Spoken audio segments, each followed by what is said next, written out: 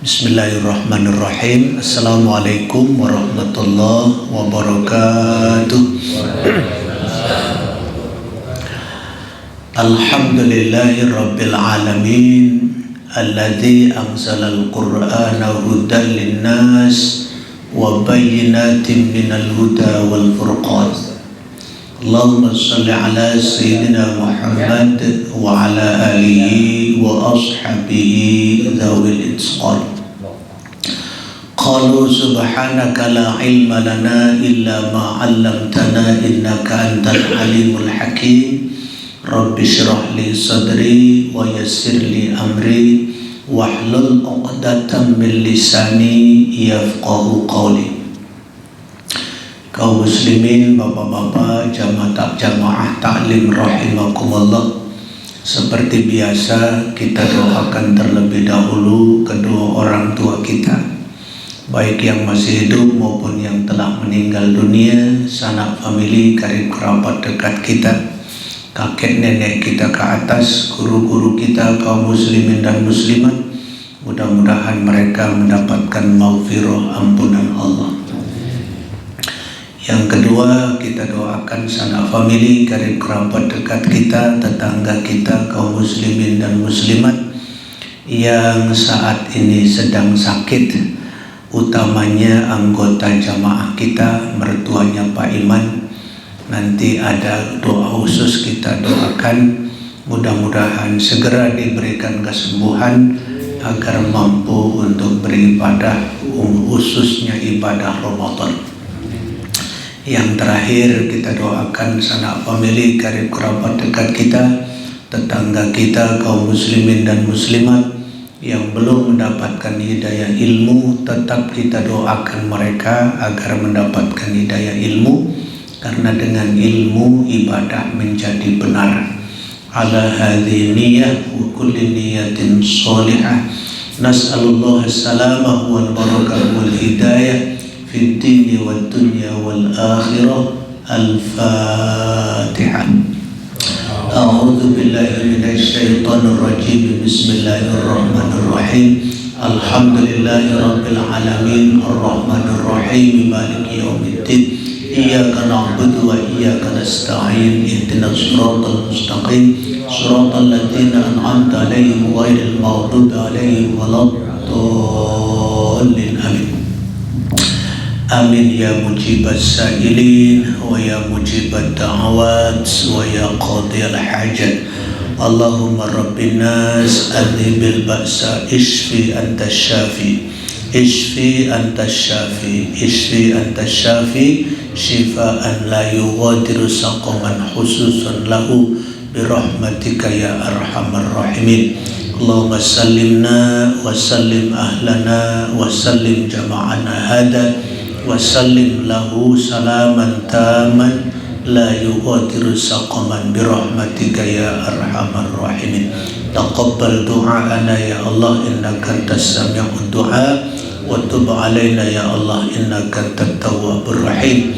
Rabbana atina fid dunya hasanah wa fil akhirati hasanah wa qina adzabannar walhamdulillahi rabbil alamin. Jamaah taklim rahimakumullah, seperti biasa wasiat terlebih dahulu saya lepaskan, disajikan, karena inilah yang menyentuh hati kita itu sesungguhnya. Kalau materi itu untuk zaman sekarang sebenarnya banyak ya. Banyak di YouTube di mana-mana, tapi sentuhan ilmu tasawuf sebenarnya itu yang sering saya berbicara tentang kematian, itu sentuhan ilmu tasawuf, bapak-bapak, ilmu yang dalam. Orang kalau sudah tersentuh hatinya, menjadi tahu dia takut mati itu, takut neraka, takut siksaan, takut segala macam. Insya Allah hidupnya benar gitu. Kalau materinya biasa mencari sendiri dia, ya dari YouTube tadi, dari macam-macam baca buku. Tapi kalau orang belum tersentuh hatinya, walaupun ilmunya sudah banyak. Saya mengalami itu karena saya pesantren, ilmu kan sudah banyak, tapi hati belum tersentuh ya. Untuk bagaimana sholat berjamaah, bagaimana tahajud Senin Kamis, belum tersentuh ya. Ilmu sudah ada, saya katakan tadi. Nah, itulah penyebabnya kenapa orang kadang-kadang sudah mengerti ya, sudah tahu hukum-hukum, tapi belum lembut hatinya karena belum disentuh tadi nuraninya. Nah, maka saya selalu di kajian di mana saja saya dahulukan sentuhan rohani tadi. Nah, contohnya bapak-bapak, pulang kemarin saya ke Cilegon, itu sepupu saya sepajeraskanlah umurnya. Istrinya sepupu saya itu sudah berbulan-bulan, mungkin setengah tahun berada di tempat tidur, gak bisa apa-apa, kena stroke ya, disuapi dan sebagainya. Tapi suaminya masih keker gagah. Yang lalu juga saya pernah melihatnya masih naik motor. Tapi apa yang saya bilang itu, yang sering saya ungkapkan itu, kematian itu bukan karena tua, ingat, bukan karena sakit juga, bukan, tapi karena ajal kita. Ketika kita berjanji dengan Allah mau lahir di dunia ini, sudah diperjanjikan ajalnya sekian, di situ meninggal. Nah, ini contohnya. Istrinya yang sudah sakit lama nggak mati sampai sekarang masih. Suaminya meninggal dunia duluan kemarin. Sekarang baru 4 hari atau 7 hari. Belum 7 hari. Saya juga tadi malam ikutan. Nah, itulah. Makanya saya bilang wanti-wanti tadi. Oleh karena ini kan sebagai pelajaran. Fa'tabiru ya ulil absor, jadikan pelajaran wahai orang-orang yang diberikan akal, diberikan otak. Jangan-jangan kita ini kan semua nggak ada yang tahu nih kapan kita itu ajalnya yang diperjanjikan itu. Jadi bukan karena sakit, bukan karena tua juga, enggak. Karena apa? Karena ajal kita sudah sampai. Lah, kalau ajal kita ini nanti misalnya 3 hari, 4 hari lagi, Allahu Akbar, dan kita belum bersiap-siap, seperti kebanyakan orang yang leha-leha di luar kita. Mohon maaf, di luar kita, yang di luar pengajian ini. Kalau yang ngaji mah kebanyakan sadar. Yang nggak ngaji tuh, hidup saya inilah hidup saya begitu. Allahu Akbar. Tak meninggal, selesai katanya, hidup mau apa ya? Padahal yang sering saya ungkapkan, perjalanan hidup ke depan itu bukan perjalanan sembarangan. Saya sekarang itu yang paling saya takutkan cuma hidup yang akan datang itu. Dikubur takut betul ya. Di padang mahsyar bagaimana nanti, di mizan bagaimana nanti, Shiratal Mustaqim.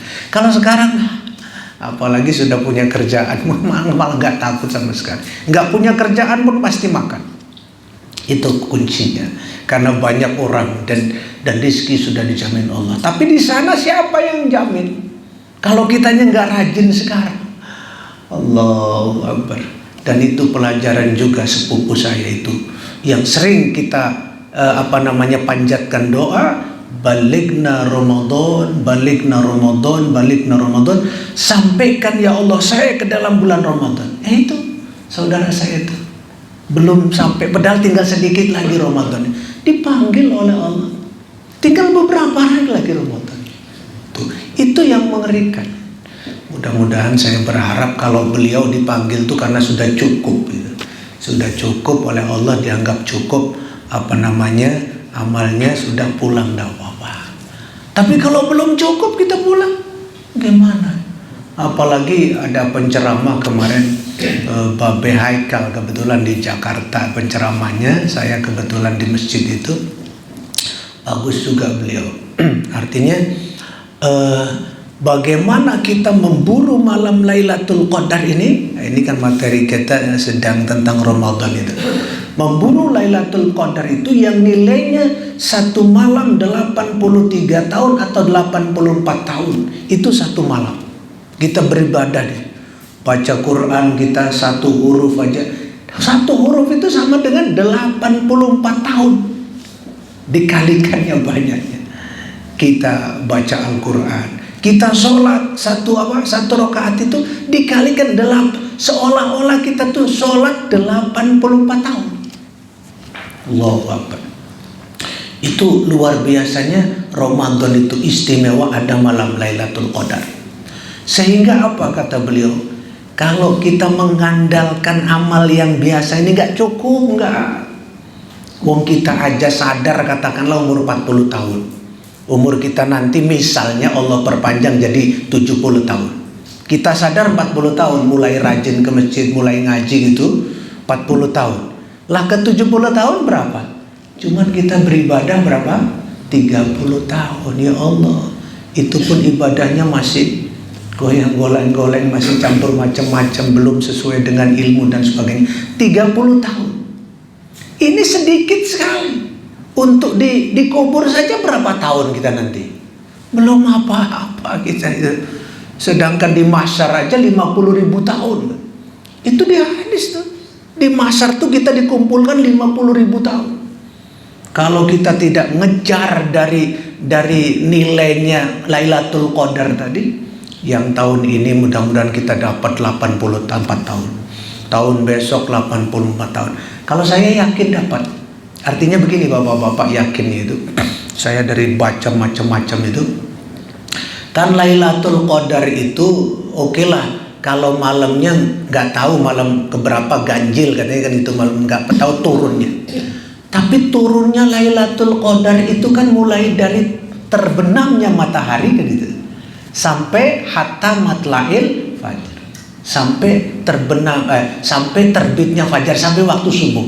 Disitulah satu malam itu malam Lailatul Qadar. Kita walaupun gak ngintip gitu lah katakannya itu, kita kan sudah biasa nih ya, bagi kita yang biasa sholat maghrib sudah malam. Dapatlah kita di maghrib itu malam Lailatul Qadar. Sholat isya dapatlah kita malam Lailatul Qadar, ya kan gitu. Kita mungkin baca Quran walaupun gak banyak, dapatlah. Jadi dapat. Apatah lagi kalau memang kita hidupkan satu malam betul gitu loh. Gitu. Tapi kita kan berat ya, apalagi yang masih kerja ini, untuk betul-betul satu malam suntuk nggak tidur itu berat saya. Tapi saya yakin gitu. Itulah dapatnya kita kan itu. Dari sholat maghrib kita dapat zikirnya, nanti sholat isya kita dapat plus zikirnya. Kalau siang belum, ya karena siang belum ada malam Lailatul Qadar. Tapi habis isya kan biasalah baca Quran tak berapa kan, itu dapat. Tidurnya juga kan katanya ibadah lagi kan gitu. Pendeknya banget. Bangun tengah malam jam 3 bangun kita sholat tahajud lah. Masih malam Lailatul Qadar semua. Dalam satu malam. Oleh karena itu optimislah bapak-bapak untuk menambal ya, yang 84 tahun tadi, perjalanan yang akan kita lalui, perjalanan yang berat, yang dahsyat, yang panjang. Mari tiap tahun kita kumpulkan 84 tahun, di samping yang lain, hari-hari yang lain yang tidak Lailatul Qadar kan banyak, dilipat kan pada bulan Ramadan itu. Biasanya 10, kita satu huruf itu dikalikan 100 kalikan 700 kali 1000. Wallahu yudha'ifu liman yasha, masih akan dilipat. Itu yang akan menambali kita bisa aman itu. Kalau tidak dari situ habis pahala kita ini. Baru sampai di kubur aja udah habis. Belum ke padang mahsyar, belum ke mizan, belum ke siratal mustaqim. Allahu Akbar. Nah, baik. Bapak-bapak, malam ini yang ingin saya sampaikan, walaupun tadi juga sudah berkaitan sesungguhnya dengan Ramadan, dengan judul Ma yubtilus siyam, sesuatu yang membatalkan puasa. Walaupun sebagian besar yang akan saya baca ini yang sudah tahu gitu, yang sudah tahu. Maka yang sudah tahu nggak banyak-banyak saya ulas ya. Tapi nanti ada beberapa hal yang jarang kita dengar gitu. Jarang kita dengar. Pertama yang membatalkan puasa itu al-aklu wasyurbu amdan. Nomor 1, nomor 2, makan minum disengaja gitu. Ada kata-kata disengaja. Artinya kalau bapak-bapak lupa sampai kenyang pun nanti Hari Minggu, hari pertama kita berpuasa. Namanya hari pertama lupa. Bapak pulang kantor, makan sekenyang-kenyangnya, sudah minum, gitu kan. Kata anaknya, Pak, ini bulan Ramadan. Iya, Bapak lupa. Nah, kan itu. Tapi nggak bisa kalau dilupa-lupain. Karena Allah tahu yang di dalam, kan gitu tuh. Kalau Allah nggak tahu yang di dalam, tapi Allah tahu yang di hati kita, lupa bener atau dilupakan. Oke, lupa betul. Aduh, Bapak lupa.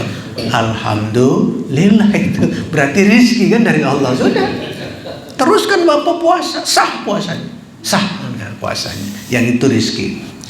Yang ketiga tadi 1, 2 makan dan minum. Yang ketiga al-qai'u amdan. Al-qai'u amdan itu muntah dengan sengaja. Muntah, tetap ada kata-kata sengajanya. Sebab ada muntah yang tidak sengaja.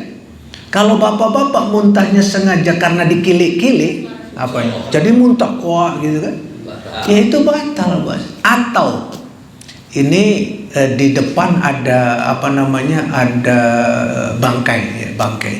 Biasanya atau siapapun kalau melihat kalau melewat tercium bau bangkai, saya tuh orangnya muntahan. Kan ada yang nggak muntahan, biasa aja kan gitu. Muntah saya. Bapak lewat juga batal. Karena disengaja. Tapi kalau nggak sengaja mual, bapak-bapak karena bus perjalanan masuk angin atau apa sajalah, pokoknya yang tidak kita sengaja, nggak apa-apa. Walaupun muntah banyak, nggak apa-apa. Kalau mau lanjut puasa, silakan.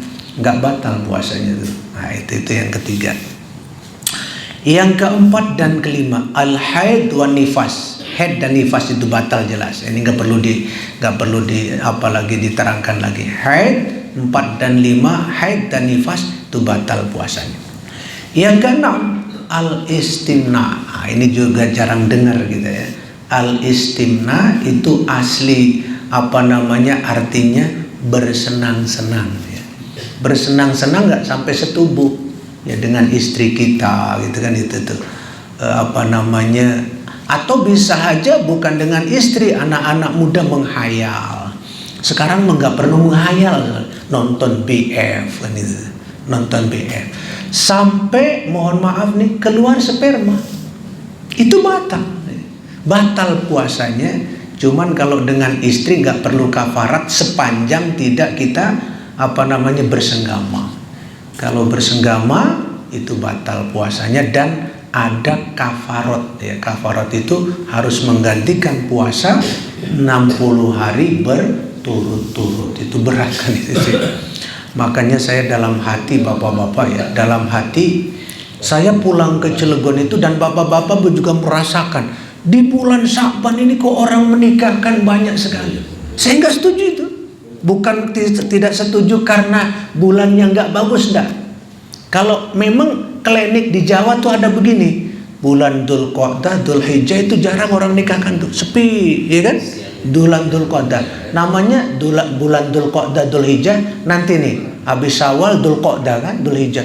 Itu katanya bulan kapit kejepit. Gitu.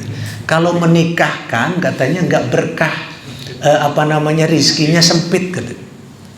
Itu orang-orang itu yang klinik itu seperti itu. Padahal semua bulan itu bagus bagi Allah, enggak ada yang jelek. Nah, silahkan menikahkan bulan Dzulqa'dah nanti. Ini pada memburu nih bulan apa? Bulan Sya'ban. Saya tidak mempermasalahkan bulannya, bukan. Cuman yang saya permasalahkan ini dekat dengan Ramadan. Ya kalau anak-anak kita anak-anak yang agamanya pintar, aman. Tapi kalau nggak pintar agamanya, kebanyakan orang nggak pintar kan, banyak orang yang mohon maaf bodoh agamanya, nikah dia mentang-mentang sudah istrinya, nggak ada orang, sudah halal dia hubungan suami istri, bapak ibunya nggak ada, mau apa dia karena nggak ngerti agama. Padahal itu harus dosa besar, itu harus kafarat puasa 60 hari berturut-turut. Maka saya nggak terlalu suka ya. Saya sudah terangkan di pengajian-pengajian, saya terangkan. Yang akan datang saya bilang, bapak dan ibu punya anak, punya family, nikahkan nanti setelah Ramadan. Syawal silakan. Dzulqa'dah, Dzulhijjah silahkan sana. Biar jangan kebentur ini. Nah itu ya. Itu kalau pinter sih orangnya dan menahan apa. Kan kalau anak muda pula kan, istrinya baru kemarin nikahnya kan gitu. Hari tadi tuh ada yang dinikahkan tuh ponakan juga. Allah, bukan ponakan, sepupu ya agak. Ya Allahu Akbar. Nah itulah, jadi bapak-bapak jangan sampai istimna tadi itu yang saya baca tadi itu bersenang-senang apapun bentuknya, apakah dengan istri atau kalian BF atau apa saja, kalau keluar sperma itu batal, wajib qadha. Tapi kalau nggak keluar sperma gimana? Tidak keluar sperma, hukumnya tetap itu lahun ya. Lahun itu bisa membatalkan pahala puasa. Kalau kan yang lalu itu sudah kita bahas ya, yang membatalkan puasa, ada yang membatalkan pahala puasa. Kalau dinilai-nilai sama aja kan gitu. Membatalkan pahala puasa nol juga, nggak ada pahalanya kan gitu tuh. Batalkan puasa. Jadi anak-anak nonton BF, tapi dia nggak keluar spermanya. Memang tidak batal puasanya dan dia tidak perlu mengqadha, dia tidak perlu mengulang, tetapi tetap nol pahalanya. Akan ditunda ada pahalanya. Tapi kalau sampai keluar sperma itu batal puasanya, wajib mengqadha. Anak-anak kita gimana kalau yang nggak disantrenkan ya, ilmunya nol gitu. Ya orang sekarang di SMA ada, SMP, SMA ada pelajaran agamanya, tapi sedikit sekali kan itu tuh. Masya Allah. Nah ada pertanyaan, banyak pertanyaan tuh sering. Kalau mimpi gimana? Mimpi itu kan keluar sperma juga ya. Itu jawabannya, kalau mimpi tidak batal. Emang mimpi itu bisa dibikin? Atau mimpi itu disengaja? Enggak ada. Bapak-bapak nggak pernah bisa membuat mimpi, ya kan itu. Kalau kita ini bisa bikin mimpi, Pak, sudah tua-tua begini, sudah istri kita sudah peot, tiap malam aja dalam otak saya mimpi sama gadis ini kan gitu tuh. Saya mimpi dengan artis ini, nggak bakal bisa, nggak bisa, ya kan? Sama semua, nggak bisa. Nah, maka mimpi itu tidak, walaupun mengeluarkan sperma, tidak membatalkan puasa. Mau malam, mau apalagi memang malam boleh makan minum. Siang tidur siang mimpi dia basah, enggak apa-apa, tinggal mandi saja, lanjutkan puasa. Baik, berikutnya tanawalu ma la yataghadda minal manfatil mu'tad ilal jawf. Memasukkan sesuatu dari jalan yang tidak biasa. Jalan yang tidak biasa itu bukan dari mulut, bukan pula dari lubang-lubang hidung gitu kan. Ini jalan-jalan ke perut itu kan, dari hidung juga bisa kan minum perut, atau dari anus kita itu. Makanya kalau ada orang yang sembelit atau apa kan sering dimasukkan pel itu kan, kapsul itu dari anusnya itu kalau dari mulut tadi jelas membatalkan puasa. Tapi juga dari jalan yang tidak biasa, bukan jalan makan minum, dari anus juga sama membatalkan puasa. Misalnya bapak-bapak sembelit atau apa, kata dokter masukkan dalam anus, ya sudah batal puasanya. Kecuali suntik nanti. Kalau disuntik, ya ini nggak apa-apa kalau suntik ternyata, Pak. Ya, disuntik sama dengan diimpus itu nggak membatalkan puasa itu. Diambil darahnya apalagi itu kan, memang diambil. Ini yang dimasukin saja nggak batal, apalagi yang diambil kan itu. Kayak donor darah, canduk ya, bekam, tidak membatalkan puasa. Bahkan ekstrim gitu, saya baca di sini ekstrim itu artinya saya pun terkejut. Sekalipun yang impus yang dimasukkan tuh bahan makanan, karena ada bahan makanan kan, iya. Kalau yang impus biasa kan tergantung jenis penyakitnya apa kan itu. Tapi ada impus yang bahan makanan gitu. Sekalipun bahan makanan, kenapa katanya? Karena bukan dari jalan yang biasa. Gitu. Dia dari urat gitu. Jadi kalau ini fikih, saya membaca doang yang ngarang dia ahlinya, tidak membatalkan puasa. Itu termasuk juga bapak-bapak, kalau cuma di mata ini sipatan itu jelas. Ini tetes mata. Bapak-bapak sakit mata ya. Lalu ditetes mata. Kan ini lubang juga kan gitu. Batal nggak puasa? Enggak. Kenapa? Menurut kitab ini, ya, kalau ada yang nyoal, kita buka kitabnya. Menurut kitab ini, kitab fikih ini, Fiqhus Sunnah ini karangan Syekh Sabiq, karena mata itu tidak langsung ke tenggorokan gitu. Kalau hidung kan langsung ke tenggorokan bisa masuk kan gitu. Nah, hidung. Baik. Terus bagaimana dengan telinga? Ini telinga. Telinga ini memang ada pendapat ya. Satu mengatakan bisa masuk ke dalam ya. Satu lagi masuk ke dalam juga cuma sampai di otak di sini.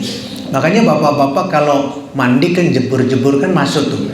Deng kan gitu. Itu cuma di sini, itu nggak masuk ke dalam. Sehingga dua pendapat tuh begini.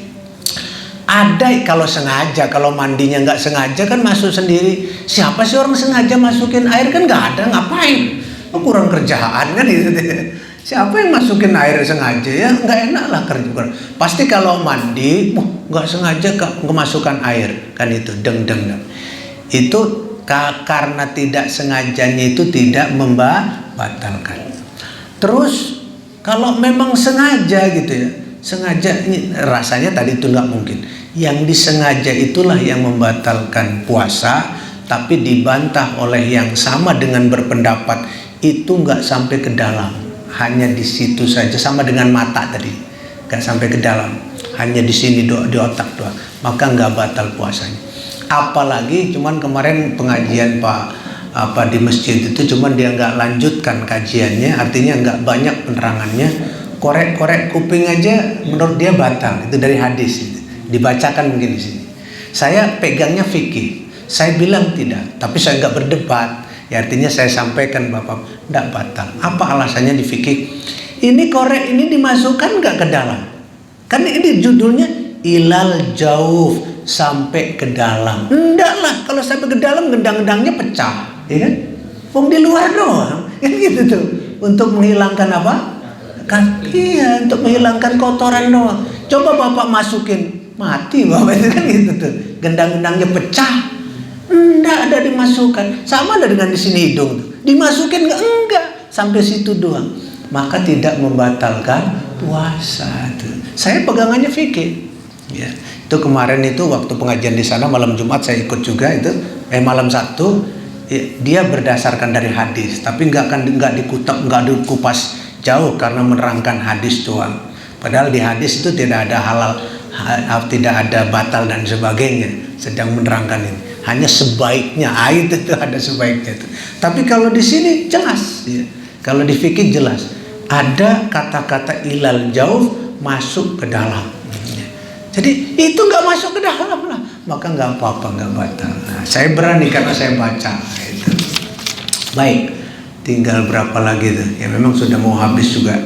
Baik, terakhir waman nawal fitro. Ini yang membatalkan juga wasni. Siapa yang niat dalam hatinya membatalkan puasa, maka sudah batal puasanya walaupun tidak makan dan minum. Contoh begini, makanya bapak-bapak kalau mau bepergian nih, sudah janjian mau ke Jakarta.